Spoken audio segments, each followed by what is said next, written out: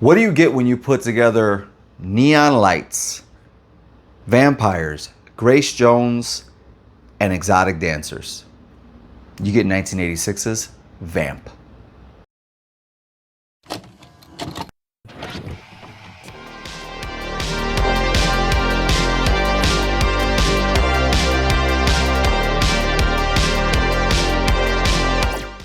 What's going on, people? Alex Thorn here, and I'm just a rock and roller who in his downtime likes to watch movies while wearing a bandana. And on this episode of Does It Hold Up, I have been on this streak where I've wanted to watch movies now that when I was 5, 6, 7 years old that I saw in my mom and pop video store.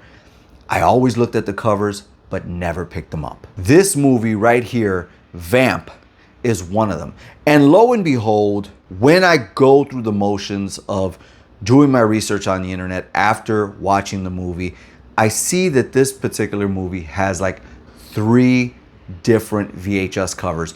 And the one that I saw in my local mom and pop video store just didn't convince me enough to rent it. But if I would have saw Grace Jones on the cover in the way that she looks in this movie, I probably would have been enticed as a 5, 6-year-old kid.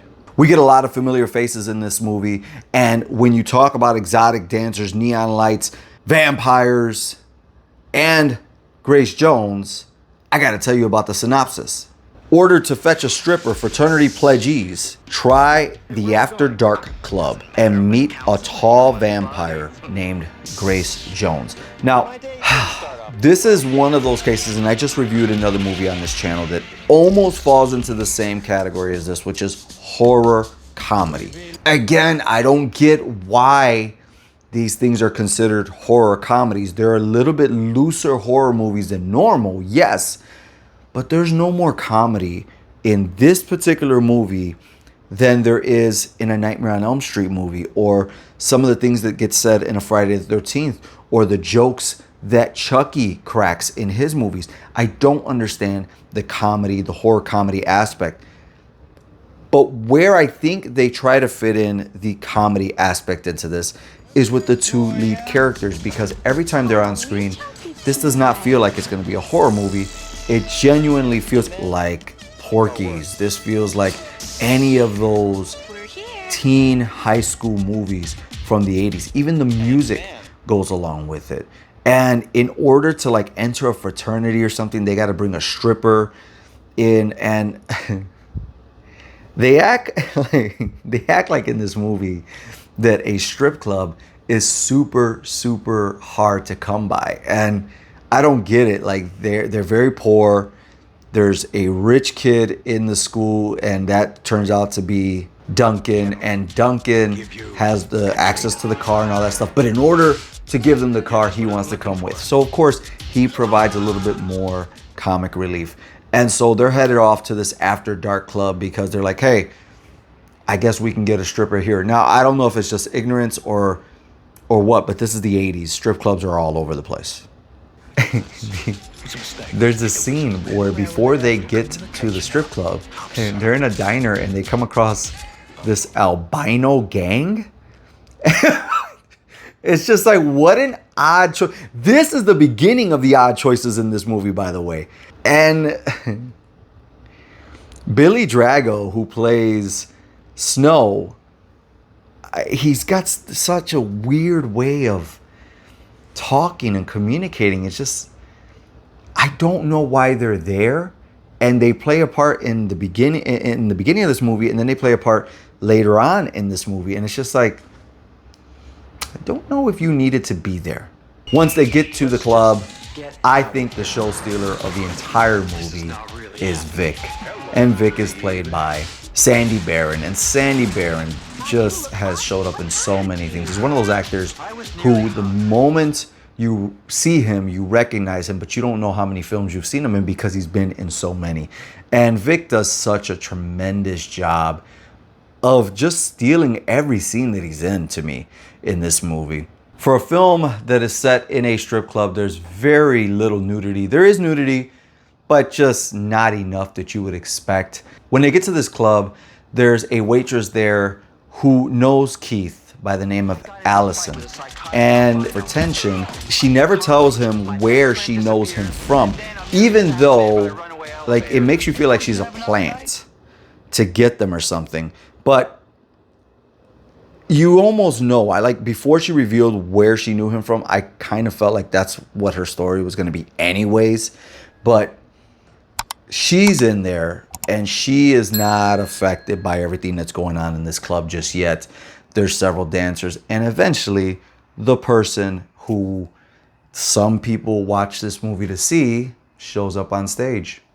Grace Jones. Grace Jones in this film plays Katrina, and Katrina, similar to another film that I just reviewed on this channel, has been around for a very, very long time. And before we get to the character that she plays, I want to speak about the actress herself, Grace Jones, the musician, the model, the all that stuff. Look, I don't see it. Maybe because it's the 80s and white girls were the thing. So like once you saw one black girl come on the scene, it was just like, oh my God. But no, like I've never seen it. I do remember her from Boomerang, and I just remember thinking to myself, what an odd person. And even though she doesn't speak in this movie, she's very, very over the top with the way she does things in this film. I don't get it, but by the end of this, I've got something to say about Katrina / Grace Jones in this movie. She does this hypnotizing dance that AJ gets so attracted to her for.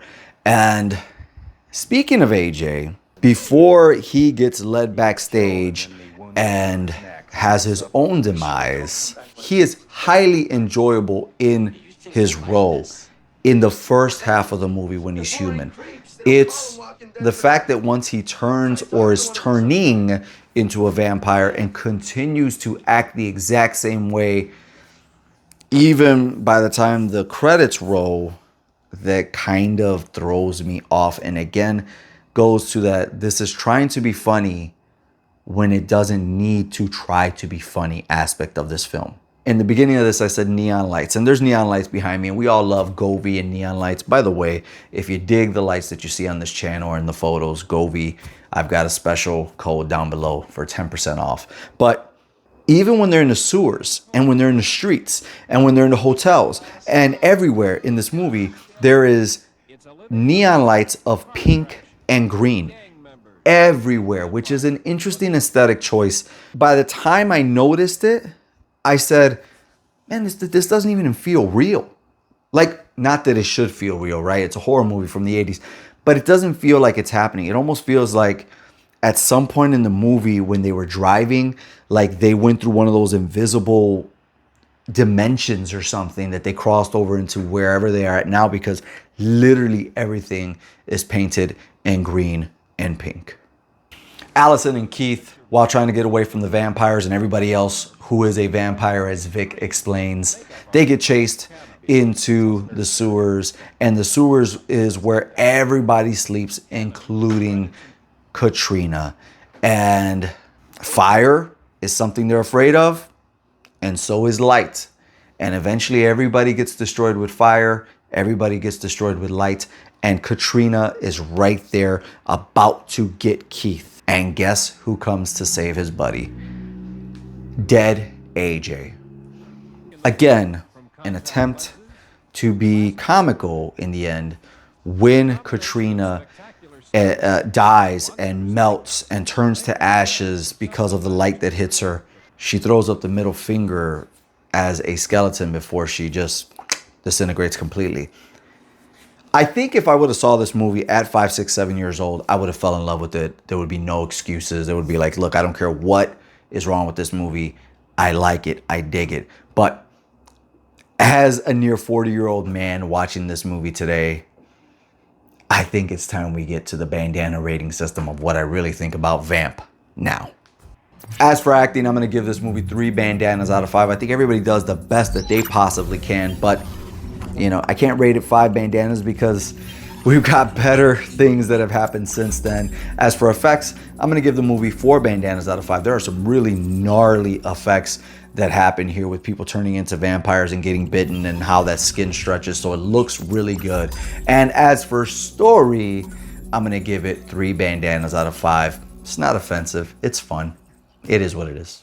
And to answer the question of does Vamp hold up right now in 2024, it does. I think it does. It is a fun watch. It is not one of those movies that is so out of tune and out of time with when it was made versus when you watch it that it is an enjoyable movie. There's enough there.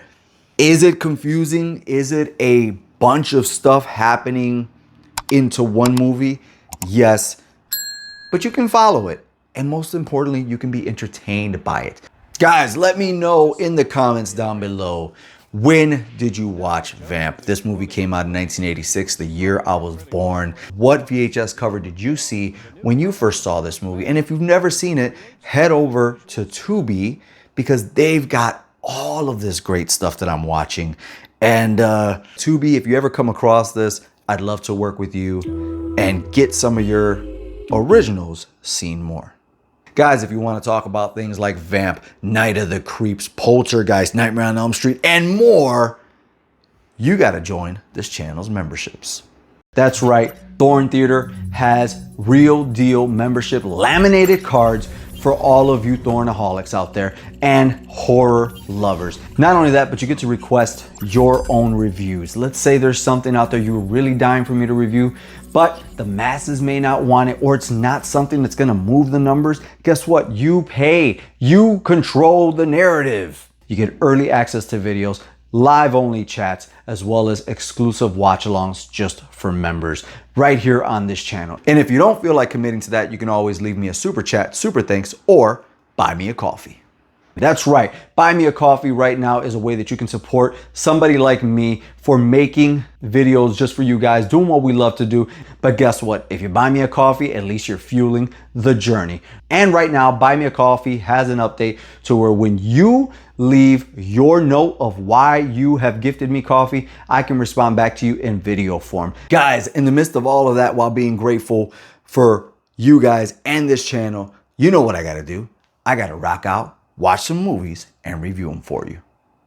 And with all that being said, guys, we are still in the holiday season. We went from spooky season to grateful season to holiday season. And you know what I gotta do in the midst of all of that? While being thankful for you guys in this channel, I gotta rock out, watch some movies. Holy shit.